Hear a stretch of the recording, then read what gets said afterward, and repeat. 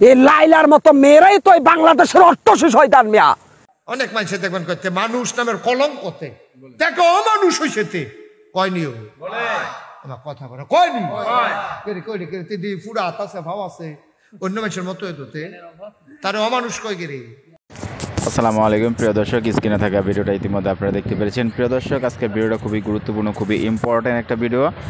ইতিমধ্যে আপনারা অবগত আছেন যে প্রিন্স মামুন এবং লাইলা এই দুজন হচ্ছেন প্রধান মুখ্য বিষয় এই ভিডিওটার মধ্যে। প্রিন্স মামুন বর্তমানে লাইলায় মামলা করেছে, এখন প্রিন্স মামুনকে 7 দিন রিমান্ড দেওয়া হয়েছে। প্রিয় দর্শক, এই নিয়ে ভাইরাল হকার সাইফুল ভাই কিছু কথা বলেছেন এবং একজন বিশেষ আলেমওয়ালাগণ কথা বলেছেন। আমরা তাদের বক্তব্যটা শুনে আসি। এই লাইলার মতো মেয়েরাই তো বাংলাদেশের অট্টশী শয়তান মিয়া। আমি বলতে চাই, ইসলাম যদি এদেশে কায়েম থাকতো, এই যে লাইলার শরীর থেকে গাদ্দানটা নামিয়ে দেওয়া হতো হাজার হাজার জেনার অপরাধে মিয়া। তুমি লাইলা, এই স্বাধীন বাংলাদেশ 96% মুসলমানের বাংলাদেশে তুমি প্রকাশ্যে জেনা করতেছো আর একটা পোলার লগে, দিনের পর দিন বছরের পর বছর বিয়ে ছাড়া। এই লাইলার প্রিন্স মামুন এক বিছানায় ঘুমাইছে। বাংলাদেশের আইন বিশেষজ্ঞরা আপনারা কোথায় ছিলেন? এখন আবার এই প্রিন্স মামুনকে ধরেছেন, ভালো কথা, ওকে কারাগারে নিয়েছেন। লাইলাকে রিমান্ডে নিয়ে ওকে কাফট খুলে ফিটানো দরকার। এ ধরনের বদমাইশ নষ্ট মেয়ে এই সমাজের হাজারো মা বোনের ইজ্জতকে নষ্ট করার একটা পায়তারা করছে। এই যে লাইলার মেয়েটা কত নাটক করেছে, একবার বলতেছে আমার চোখ ফুলে ফেলাইছে গুছাইয়া, মদ খাইয়া নেশা করে আমার টাকা পয়সা লইয়া আমি ওরে ও বাদ দিয়া দিলাম, আবার ওরে জড়াই ধরে বুকের মাঝে, আবার সাংবাদিক কতগুলার বাসার মধ্যে জড়া করে দুইজনে কোলাকুলি করে। ও তুমি কি আমাকে কখনো ছেড়ে যাবা না? তো প্রমিস করো, প্রমিস। নাউজুবিল্লাহ, এই লাইলার মতো শয়তান যদি বাংলাদেশের একটা জেলায় থাকে, সেই জেলার ত্রিসীমানার মধ্যে ইবলিশ ঢুকরা। এইরকম নষ্ট মায়ের ভ্রষ্ট চরিত্রের একটা মেয়ে আজকে সোশ্যাল মিডিয়া এসে মিয়া পুরা সমাজ ব্যবস্থাকে ধ্বংস করে দিচ্ছে। এ তো হিরো আলমের চাইতে আরেক বড় জুকার লাইলা। আর এই যে প্রিন্স মামুন, প্রিন্স মামুনকে নিয়ে আমি বলবো না, যেহেতু ফোলাটার এখন ধরে নিয়ে গেছে।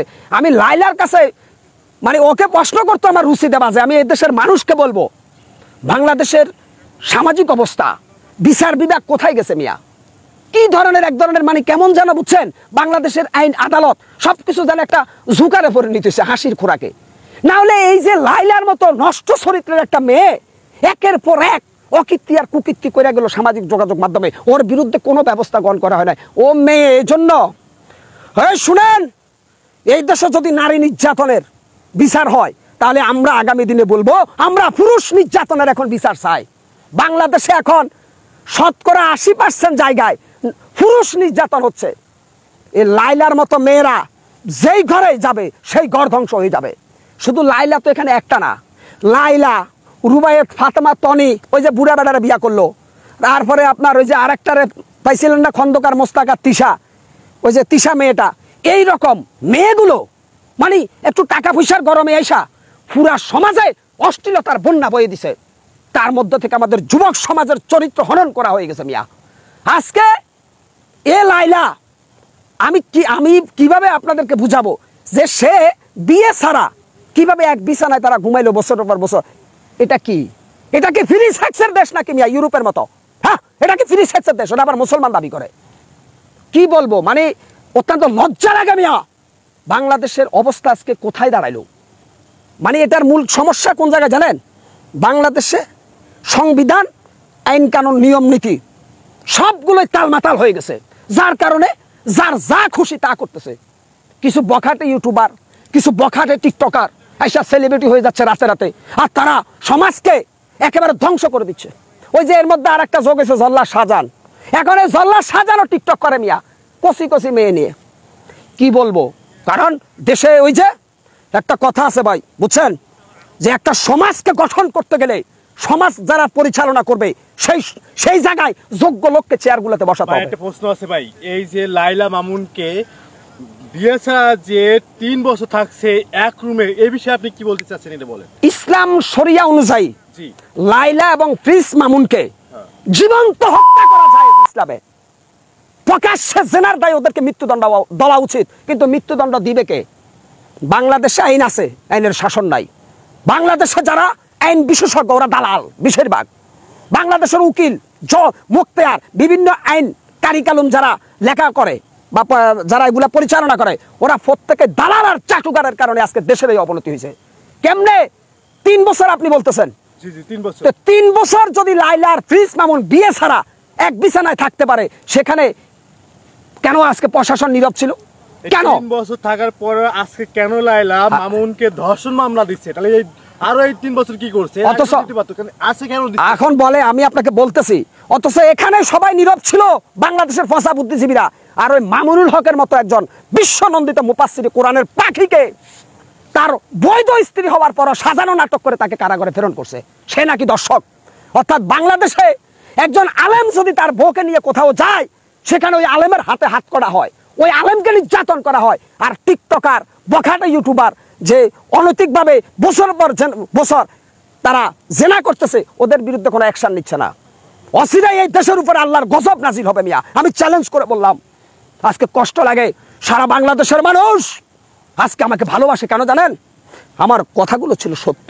আমি হকার সাইফুলের কথা না, এই কথাগুলো এদেশের 95% মুক্তিকামী মানুষের কথা, যার কারণে আমি সমর্থন পাই এবং 2-1টা কথা সুযোগ পেলে মানুষের জন্য বলি। আমি সরকারের গোয়েন্দা, প্রশাসন, বিচারপতি সকলকে অনুরোধ করব, আপনারা বারবার বলেন যে বঙ্গবন্ধুর সংবিধান, আরে ভাই বঙ্গবন্ধুর সংবিধানে যদি আপনারা দেশ পরিচালনা করেন, তাহলে তো এই দেশ সোনার দেশ হয়ে যাবে। বঙ্গবন্ধু শেখ মুজিবুর রহমান তো আপনাদের মতো সোর ছিল না। বঙ্গবন্ধু শেখ মুজিবুর রহমান তিনি ছিলেন, আমি সবসময় উনাকে সম্মান দিয়ে বলি, বঙ্গবন্ধু শেখ মুজিবুর রহমান এই বাংলাদেশের প্রতিটি মানুষের হৃদয়ের স্পন্দন। সেই বঙ্গবন্ধুর সাইনবোর্ড গলায় দিয়ে বাংলাদেশের প্রত্যেকটা সেক্টরকে দুর্নীতিবাজরা ধ্বংস করে দিছে। আজকে আপনারা, আমি যেহেতু প্রিন্স মামুনা লাইলাকে নিয়ে কথা বলছি, শুধু এক প্রিন্স মামুনা লাইলা নয়, এরকম অসংখ্য পতিতালয়ের নড়ি ভাড়ার মেয়ে এবং বখাটে ছেলেরা অকীর্তি আর কুকীর্তি এক প্রতিদিন করে যাচ্ছে, ওদের বিরুদ্ধে কোনো আইনানুগ ব্যবস্থা গ্রহণ করা হচ্ছে না। আমি প্রশ্ন করি কেন হচ্ছে না জানেন? এর কারণ হচ্ছে এই বাংলাদেশের ইসলামী চেতনাকে ধ্বংস করে দেওয়ার জন্য রাম আর বামের এজেন্টদেরকে দিয়ে দেশ পরিচালনা করা হচ্ছে, যার কারণে মানুষ ন্যায় বিচার বঞ্চিত। আজকে আপনারা জানেন, আমরা দেখেছি নির্বাচনের আগে একজন মানুষ মিছিল করতেছিল, বলছে আজান দিতেছে, সে আজানের মারে বকছে, দেখেছেন? তার নাম কি কান্তি জানি, মিলান কান্তি না কি কান্তি, আমি পুরা মনে নাই। এইভাবে বাংলাদেশের ভিতরে আমরা আজকে একটি খাঁচার মধ্যে বন্দী। তো আমি বলবো, প্রশাসন যেহেতু প্রিন্স মামুনকে গ্রেপ্তার করেছে, লাইলাকে গ্রেপ্তার করার সময়ের যৌক্তিক দাবি এখন লাইলাকে গ্রেপ্তার করে ফাফিয়া যে কন্ডম সেলে তাকে ফাফিয়ার সাথে ওকে রাখা উচিত। কারণ বেয়াদব সোজা করতে গেলে আর এক বেয়াদব দরকার। ওই যে পাপিয়া চিনছেন, ওই যে পাপিয়া নরসিংদীর, হ্যাঁ ওই ডন পাপিয়ারে এখন লাইলারে দিতে হবে। জানো লাইলারে সে মনে করেন ওই যে একেবারে উচিত শিক্ষাটা দিয়ে বুঝাই দিতে পারে যে আমি এভাবে বেয়াদব শিক্ষা দিই। তো কাজেই আমি বলবো বাংলাদেশের প্রত্যেকটা মানুষকে, প্রিন্স মামুন, লাইলা, এ ধরনের যে বখাটি ইউটিউবের যে ভিডিওগুলো আপলোড হয়, আপনারা একটু সজাগ দৃষ্টি থাকবেন, এখানে লাইক দিবেন না, ওখানে এই ভিডিওগুলো শেয়ার দিবেন না রে ভাই। আজকে আসেন আমরা সত্যের পক্ষে কথা বলি, আমরা নিজের বিবেকের তাড়নায় সমাজকে একটি সুশৃঙ্খল পরিবেশে আনার জন্য আমরা গঠনমূলকভাবে কথা বলি, তাহলে দেশ উপকৃত হবে, রাষ্ট্র, আমাদের সমাজ উপকৃত হবে, আমাদের পরিবার উপকৃত হবে। আজকে যেভাবে পরিবার, সমাজ, রাষ্ট্রে প্রত্যেকটা জায়গায় অশ্লীলতার বন্যা বয়ে যাচ্ছে, আমার ভয় হচ্ছে মিয়া আগামী দিনে নাকি বাংলাদেশকে ফ্রি সেক্টর দেশ ঘোষণা করা হতে পারে। যেইভাবে স্কুল, কলেজ, ভার্সিটি থেকে শুরু করে প্রত্যেকটা জায়গায় আজকে শুধু জেনা আর জেনা, পুরো ঢাকা শহরটা এখন জেনার শহরে পরিণত হয়েছে মিয়া। পার্কে জেনা হচ্ছে, বারে জেনা হচ্ছে, হোটেলে জেনা হচ্ছে, কলেজে জেনা হচ্ছে, স্কুলে জেনা হচ্ছে। কি হচ্ছে? শুধুমাত্র দর্শন আর দর্শন, দর্শন আর দর্শন মিয়া। এই কোন গজবের বাংলাদেশ? এত বড় বড় নেতা এদেশে থাকে, এত বড় বড় সাফাবাজ নেতারা টেলিভিশনের পর্দায় অমুক কর্ম তমুক কর্ম বলে, কিন্তু আসলেই যে আমাদের সমাজ ব্যবস্থা একেবারে ধ্বংসের দিকে চলে যাচ্ছে, ওরা ওই দিকে কোনো মাথা ব্যথা নেই। তোর বিচার তো করবে কে ভাই? এই বাংলাদেশে এখন তো শুধু নারী। ভাই একটা জিনিস কি জানেন, একটা মেয়ে রাস্তায় আমরা দেখি যদি চিৎকার মারে না, একটা নিরপরাধ ছেলেকে সবাই মারে যে মেয়ের গায়ে হাত দিছি, অথচ একটা মেয়ে যে পুরুষের নির্যাতন করে তখন আর ওই মেয়ের বিপক্ষে কেউ যায় না। কেমন হয়ে গেছে সমাজটা? আরে ভাই, আইন তো সবার জন্য সমান, সেটা হোক নারী, হোক পুরুষ, হোক বৃদ্ধ, হোক শিশু। আইন সবার জন্য সমান, আইনের গতিতে চলবে। কিন্তু বাংলাদেশে এখন ওই যে বললাম, আইন শুধু বড় লোকের জন্য, গরিবের জন্য কোনো আইন টাইন নাই। গরিব মানুষ বাংলাদেশে, আরো একটা জিনিস আপনাকে আজকে বলে আমি শেষ করব। বাংলাদেশে 100 টাকার সোরেরে গাছের লগে বাইদা আধা ঘন্টা ফিটায়, আর 100 কোটি টাকার সোরেরে সেলুট দেয়। এ হচ্ছে বাংলাদেশ। আমি কি আপনারা পরিষ্কার বুঝাইতে পারছি? জি ভাই, বুঝতে পারছি। বাংলাদেশে 100 টাকার চোর, যে সে তো ফেডের ভাই 100 টাকা চুরি করছে, ওরে সবাই মিলে বাইন্দা ফিটায়। আর যে 1000 কোটি টাকা চুরি করে মিয়া, ফাইজারও নিয়া ঘুরে, ওরে সবাই ছাড় ডাকে। এই দেশে উন্নতি কি আর সম্ভব? এই দেশের উচ্চবিত্ত থেকে নিম্নবিত্ত পর্যন্ত 90% মানুষ এখন আস্তে আস্তে আমরা মুনাফেক হয়ে যাচ্ছি। কে বাঁচাবে? আলেম ওলামারা একটু কথা বলতে চেয়েছিল। আলেম ওলামা যেমন মিজানুর রহমান আজহারী একজন বিশ্বনন্দিত আলেম। তিনি এই দেশে যুবক সমাজকে ইসলামের সুশীতল ছায়ার তলে আনার জন্য চেষ্টা করেছিলেন। উনাকে লাল কার্ড দিয়ে দেশ থেকে বাইর করে দেওয়া হয়েছে।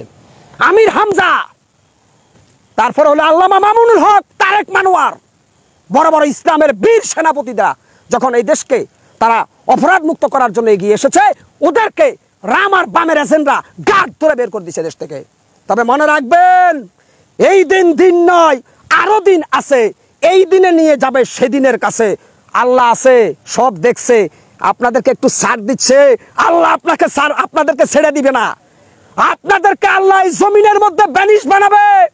আপনাদের কাফন ছাড়া দাফন হবে। আপনাদের জানাজা কোনো ইমাম পড়বে না। সেই সময় আসতেছে, অপেক্ষা করেন সোনা বাবুরা। বহুত রঙ্গ করেছেন এদেশে, বহুত নাটক করেছেন। আমরা 18 কোটি জনগণ চোখ দিয়ে দেখেছি। এখন আমরা আরশি আজিমের মালিক, 7 আসমানের মালিকের কাছে বিচার দিয়েছি।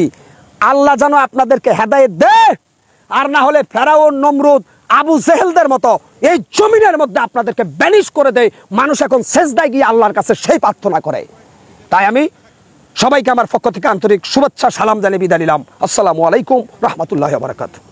অনেক মানুষে দেখবেন করতে মানুষ নামের কলঙ্কতে দেখো অমানুষ হইছেতে কয়নিও আমার কথা বলে কয়নি দিদি ফুরা আছে ভাব আছে অন্য মানুষের মতো হইতে তারে অমানুষ কয় গেরে, তারে কয় কেরে মানুষ নামে কলঙ্ক হয়েছে, এই কথা কেড়ে কয়। তার কি হাত একটা কম নাকি? তার তো 2টা হাত মানুষের সকলে। আমার নাতিন যাবার 2টা হাত, হেতারও তো 2টাই হাত। এবারও 2টা চোখ, হেবারও 2টা চোখ, এবারও চশমা, হেবারও তো চশমা। সব দিয়ে এগুলো ফারুক মেম্বরের 2টা পাও, হেবারও 2টা পাও। এরপরে কয় কেরে তুই অমানুষ হইছ, তুই মানুষ হবে না। মেলের ভিতরে বইয়া তারা সকলে দম খাইয়া এই কথাটা কোন লাগলো কেরে? তে দেখতে মানুষের মতো, আচার আচরণে কাজ কারবারে তো অমানুষ, ঠিক কিনা? মানুষের ভিতরে এমন মানুষ আছে, এটারে দেখলে এটা কি মানুষ না অমানুষ, বেড়া না বেডি, এটা বুঝে যায় না, ঠিক কিনা? ঢাকা শহর এক বেডিয়ে মাইয়া লইয়া গেছে বাজার করতো। এখন তো ডাহা লাগে না, এখন তো আমরা 11 গ্রাম বাজারও বেডিয়ে যাতায় অনেক বেড়াইতে বাজার চাইয়া দিয়ে। আল্লাহ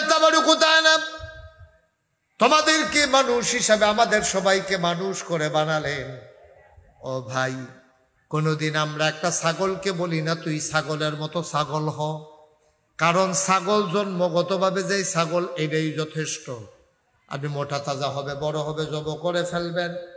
গরুকে কোনোদিন কেউ বলে না তুই গরুর মতো গরু হ, কারণ গরু এমনিই গরু।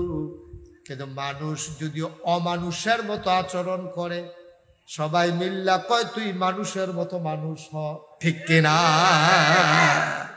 কয় নাকি কয় না? তাইলে বুঝা গেল প্রকৃত মানুষ নর্মালি হয় না। বাপে জন্ম দেয়, মায়ে জন্মানো ধরে, কিন্তু তো হইলে যে মানুষ হয়ে যাবে গা, হয় না। অনেক মানুষে দেখবেন করতে মানুষ নামের কলঙ্কতে দেখো অমানুষ হইছেতে কয়নিও আমার কথা বলে কয়নি দিদি ফুরা হাত আছে ভাব আছে অন্য মানুষের মতো হইতে তারে অমানুষ কয় গেরে, তারে কয় কেরে মানুষ নামে কলঙ্ক হয়েছে, এই কথা কেড়ে কয়। তার কি হাত একটা কম নাকি? তার তো 2টা হাত মানুষের সকলে। আমার নাতিন যাবার 2টা হাত, হেতারও তো 2টাই হাত। এবারও 2টা চোখ, হেবারও 2টা চোখ, এবারও চশমা, হেবারও তো চশমা। সব দিয়ে এগুলো ফারুক মেম্বরের 2টা পাও, হেবারও 2টা পাও। এরপরে কয় কেরে তুই অমানুষ হইছ, তুই মানুষ হবে না। মেলের ভিতরে বইয়া তারা সকলে দম খাইয়া এই কথাটা কোন লাগলো কেরে? তে দেখতে মানুষের মতো, আচার আচরণে কাজ কারবারে তো অমানুষ, ঠিক কিনা? এখন তারে কয় তুই মানুষের মতো মানুষ হ। তাইলে বুঝা গেল ওই মায়ের ফেরো ধরলে বাপে জন্ম দিলে মানুষ হয় না, ঠিক কিনা? কান দেখালে মানুষের মতো দেখতে হইলে মানুষ হয় না, মানুষ তাকে বানাইতে হয়। আর এই বানানোর জন্য মারকাজুল হুদা তাহফিজুল কোরআন মাদ্রাসা, ঠিক কিনা বলবেন না? দেখছেন কয় বছর মাইয়াফান, এটা মাইয়াফান তো ডরে কাঁপতে কাঁপতে হইতে দিগলের কথা। তাই দূরে একটা মাইয়া কি সুন্দর করে ইংরেজিতে বক্তৃতা দিয়ালাও। এটা কি খেলা কথা মনে করছেন আপনি? এটা কি আপনি মনে করছেন? এটা বুঝতে চেষ্টা করলে আপনিও পারা বেড়া একটা ফার। তাই দূরে একটা মাইয়া আমার সামনে কলজাটা ভরে গেছে। আমি মন থেকে দোয়া করছি, ফারুক মেম্বার সাহেব আমার দরবারের বিশিষ্ট খাদেম, তার মেয়ে শুনে আমি আরো খুশি হয়েছি। আমি প্রাউড ফিল করেছি, আমি গর্ববোধ করেছি। পড়েন সবাই মাশাআল্লাহ। আল্লাহ যেন তাকে শয়তানের শয়তানি, মানুষের শয়তানি, জিনের শয়তানি নজর থেকে আল্লাহ হেফাজত করে, সবাই করেন আমিন। আচ্ছা এবার আইয়া এই মাদ্রাসাটা যদি না থাকতো, এর দুরা মাইয়ারা তাই এখন ফারুক মেম্বরের গরম ভাত খাইয়া এরপরে গিয়া তার আম্মা লইয়াইয়ে অথবা সাইয়া থাকে তাই একটা আইয়া পরে খেতের মাইতে দিয়া। কিন্তু এই মাদ্রাসাটা যদি এখন না থাকতো, তাইলে তাই কই গিয়ে এইরকম ফোন লইল, কই গিয়ে ইংরেজি বক্তৃতাটা দিল, তাইলে হয় দেবিদ্যার নেওয়ান লাগলো, না হইলে 14 গ্রাম নেওয়ান লাগলো, না হইলে ডাহা একটা মাদ্রাসা দিয়ে ভর্তি করান লাগলো। এখন এই মাদ্রাসাটা হওয়াতে আল্লাহ ওই মানুষ বানানোর একটা কারখানা বানাই দিছে। মারহাবা। আপনার বড় ভাগ্যবান, বড় ভাগ্যবান আপনি। মাদ্রাসাটা হওয়ার কারণে ওই যে অমানুষরে মানুষ বানানোর ওই জন্ম দিছে একটা পশু, ছাগলের যেমন একটা বাচ্চা, গরুর যেমন একটা বাচ্চা, শিয়ালের যেমন একটা বাচ্চা, জন্ম দিছে মানুষের একটা বাচ্চা।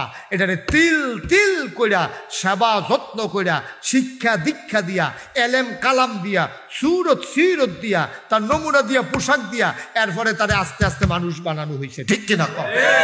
প্রিয় দর্শক, স্ক্রিনে থাকা ভিডিওটা ইতিমধ্যে দেখতে পেরেছেন। ভিডিওটা খুবই গুরুত্বপূর্ণ, ইম্পর্টেন্ট ছিল। এখানে দোষ কার বেশি, লায়লা না মামুনের, সেটা আপনারা কমেন্ট বক্সে কমেন্ট করে জানিয়ে দেবেন। আপডেট ভিডিও পেতে চাইলে 9-10 মিনিটের চোখ রাখবেন। আল্লাহ হাফেজ।